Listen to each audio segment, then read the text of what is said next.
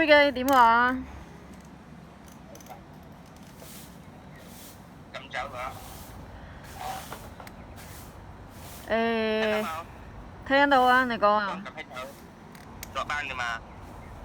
嚇？唔好啊你整嗰個度又勾咗咁耐，你整個冇，到時啲性質有啲即係好似性質又會變嘅喎，你冇整啊？明白冇？上次我揾你哋點講啊？一變再變。你勾咁耐，你整唔起，到時啲土地性質又會變啦嘅，又會變成冇係集啲地喺你咁耐都整唔走啊！你勾咗咁耐啊！咁陳浩空同埋陳飛夾埋搞嗰單嘢點搞先？我份用tài chính được啦，佢點解你有社保卡嘅冇？你嗰隻你個五分錢啊，有幾廿蚊，估計到年底啊，你個社保卡俾我得啦。社保卡，我社保卡廣州過嚟。你用得到冇？廣州嘅社保卡。哦。用得到冇？我要去補翻先，而家冇喺度。你係啱要落班啊？上夜班㗎？唔係，啱瞓醒。哦，做咩講？揾工做係冇？揾緊。即係食隻藥冇做工㗎？邊有成隻月啊？哎呀，你幾多後講？戒咗幾多後你？大半個月咯。我知道你開始幾多後？8後即係9後，今日都2後咯。你咪差唔多一隻月都差唔多啦。你係有冇揾到工做㗎嘛？未有。溫州。即係你個塊屋地嗰度又勾咁耐啦，你都成冇整藥醫生出嚟，到時啲性質又會變喎，真係。哇，大佬，我咪唔整啊嘛，我整啊，水泥柱得到咯，趁飛走過嚟拆咗喂，咁咪冇眼睇啊嘛？即係你而家係咁整唔整？整我肯定係整嘅，講緊錢我訂金我俾晒㗎啦。咁你整啲嗱聲整起身，即係你多少你整啲起身先，而家即係衛星拍緊你依家，即係內不內都拍緊你。你咁耐都整唔到。咁趁飛單嘢點搞先？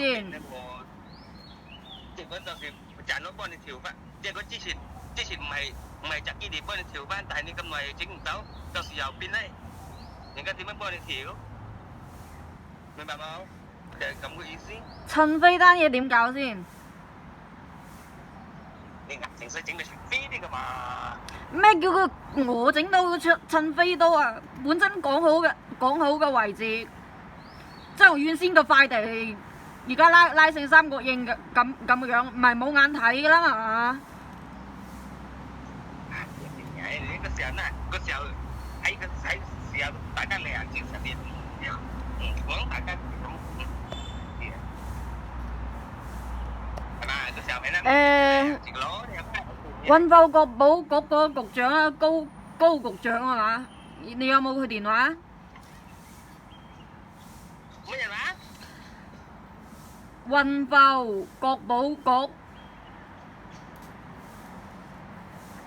表姐，你睇得幾個嚟？我表姐，我有嗰啲人嘅電話㗎啦。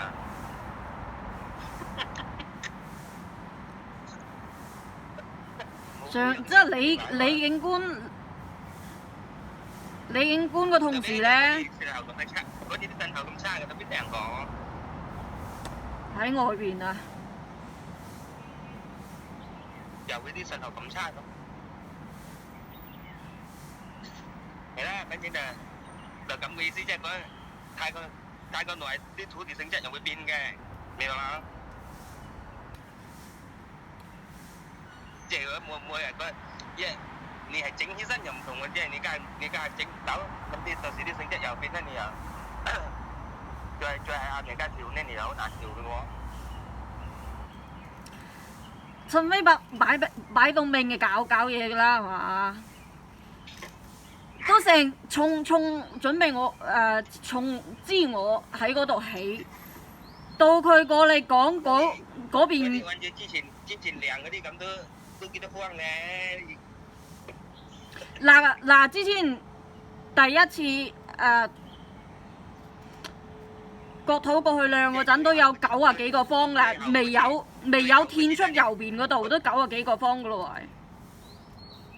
最後嗰次那量嗰次啊，那前阿媽啲啊，過年前咪去量嗰次嗰啲畫好圖嗰次啊，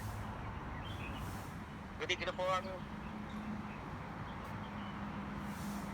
你夠整㗎啦，我話你知啦。你唔係即係佢你價佢勾咗幾耐咧？因為嗰啲我都話啦，你同我改套紙啊都得㗎啦。咁改咩話？改套紙咯。咁我而家改唔到啦嘛。你咩嘅圖紙咁咩勁㗎啦？喂，我之前喺群組嗰度發㗎啦，唔係冇眼睇㗎嘛。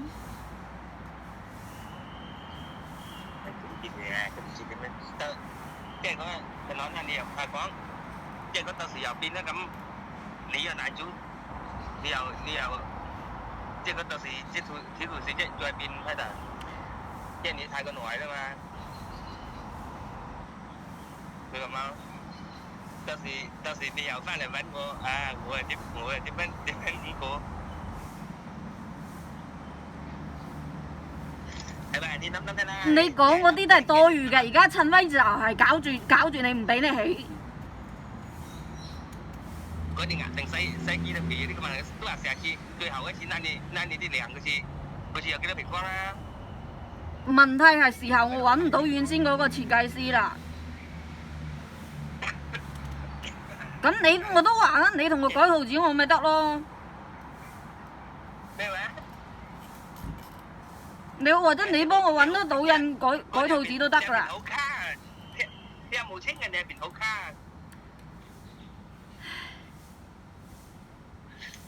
真係好卡入邊啊！我話原先嗰個設計師我係揾唔到㗎啦，因為你幫我改，或者你幫我揾得到人改得到都得㗎啦。我冇識設計師喎佢。你係咪你好似農村啲整到咁，都冇使話咩設計嗰度，就係咁整個，即係邊隻係照聽，邊隻係照講咁啊，就照整個冇話佢有設計圖紙出嚟個，咁嘅喎，啲係咪？聽到冇？我有聽到，但你哋咁嘅點嘅起法，你要清楚嗰度起嘅係斜坡邊，用山頂嘅斜坡邊喎，你唔係平地喎，話咁易就得㗎啦，仲係塌方緊嘅山頂。我講啦，我即係講我揾呢個意思咧，就係指下你太過耐啦。呢下右邊咧變開土地性質，你到時又一再起咧，你又難做。咁叫陳飛唔好搞咁多嘢就嗱整啦。你反正係嘛，你整細啲請人整，咁樣你嗱聲整起身，咁咪係隻機器咯。你到時咁你又等你2-3年，或者咁個正。個塊地又會變嘅咧，即係講你話起屋嘅，你梗係都冇有屋啊！你起咁耐，你起咩都起得㗎啦，係咪？即係咁個意思，我哋又唔係，即係講唔係咩意思，就係一句話就只怕你變咧，到時又係，即係講我又麻煩又冇法講嘅，到時啊，你又肯定嚟揾我係冇？明白冇？你講咁耐都未講到點度。咩話？我話趁飛嗰單嘢啊，呢個單咧，即係我就唔能為你，但係我考慮我啱你講嘅意思就係快土地性質再變，即係講你上交嘅快啲啊！明知嗰度山頂喎，你請到邊個肯去上面整先？屌啲啦，係咯，就兩你講下我幫你請人整啦，老友，有咩好？我點樣我？誒，你自己整個心水點樣整嘅？你揾人整嘅咯，我點樣整？咁我就想直情叫食絕糊啊，陳紅，叫佢起翻，我俾翻3萬蚊。我原先係點樣嘅，起翻點樣嘅俾我就得啦。我就費事又搞咁多嘢。啊呀，但係個問題也是乜咧？咩啊？你當時你又攞3萬蚊，你又用咧？你又再咩啊？當時佢哋夾埋嚟講大話呃我咋？係真我有真係收到嗰份協議上面嘅所有錢咩？未有啊嘛。好卡啊！文字傾咧，好卡啊！聽唔到啊，即係又啱水醒啊！我話有。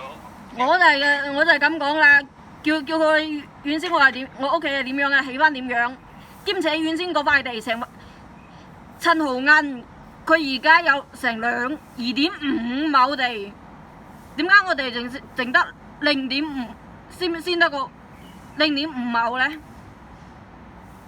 即係之前起屋嘅嗰塊地，之前起屋嗰塊地。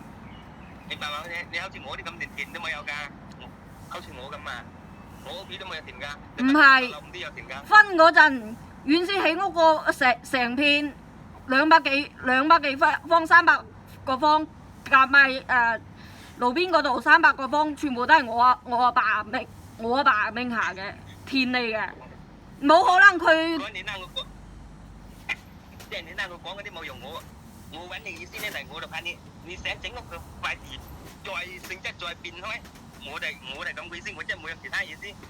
我都讓得好多咯喎，本身嗰塊原先佢侵佔嗰塊地200個平方，而家先俾翻咁細嘅，仲要搞埋咁多嘢。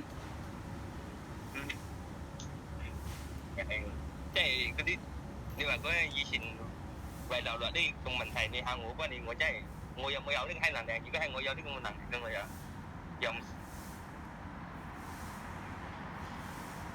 300個平方，連埋出邊靠近公路嗰度300個平方差。已經冇憑無證呢個。你話係攞證出又唔同喎，攞你老豆嘅證出。咁你咁講，村都冇邊個拎得到證出啦，係嘛？可以打贏啊！如果係攞到證出啊，係嘛？因為你冇有證嘅就隨我都唔知點講。反正我意思就係，我怕你阿塊地性質變，我都唔使即係講聲俾你知。一陣到時屌嘢即係嗰即係變低你又講，你話想講連講都冇講俾我知。咁樣明白係嘛？你聽明白冇？聽明白我嘅意思冇？當年我翻去嗰陣，又話我哋蝦佢話，你諗下300個方嘅地，我當時淨話要翻個40個方都，居然話我蝦佢。即係你喺隔離時即係。我又冇翻出位嘅人哋，真係難幫你處理。但係佢已經幫你將嗰塊冇係屋地嘅地整成開屋地嘅地，但係佢你家下又唔整，到時又變成冇係屋地嘅，你就麻煩。我出嚟之前出嚟，黃書記，我出嚟嘅前1日我先同你講過趁飛過嚟搞喎，日搞我點整啊？即係你一定要整嚟整嘅陳飛㗎嘛？都已經講清楚，改唔到啊！或者你揾得到邊個設計師同我改都得㗎。本身就係按歐標設計嘅，因為嗰度斜坡斜坡嘅安全性要高好多。壓定係咁多米，即係整成後宅咁個，壓定咁多米，大咁多米寬個，我都冇明白呢啲。因為你聽我講啲真我冇明白。問題係改唔到啊嘛，揾唔到啊，或者你哋可以揾到按歐標設計嘅設計師去改套都得㗎啦。我哋冇咁叻，我有啲幫你做，我嘅意思係只拍到有變咧有。我淨知道我已經開工成差唔多成半年，佢先過嚟搞呢啲嘢。咁問題你當時勾到你冇問整，如果你整成咁叫咩咧？咩啊？你勾到你又喺個正嘅，那你都唔知，我都唔知點講啦。咁我有咩證件咧？我參與呢刷牙讀書嗰個。我可以咁100%同你講，陳飛就係同陳浩空夾埋你搞嘅。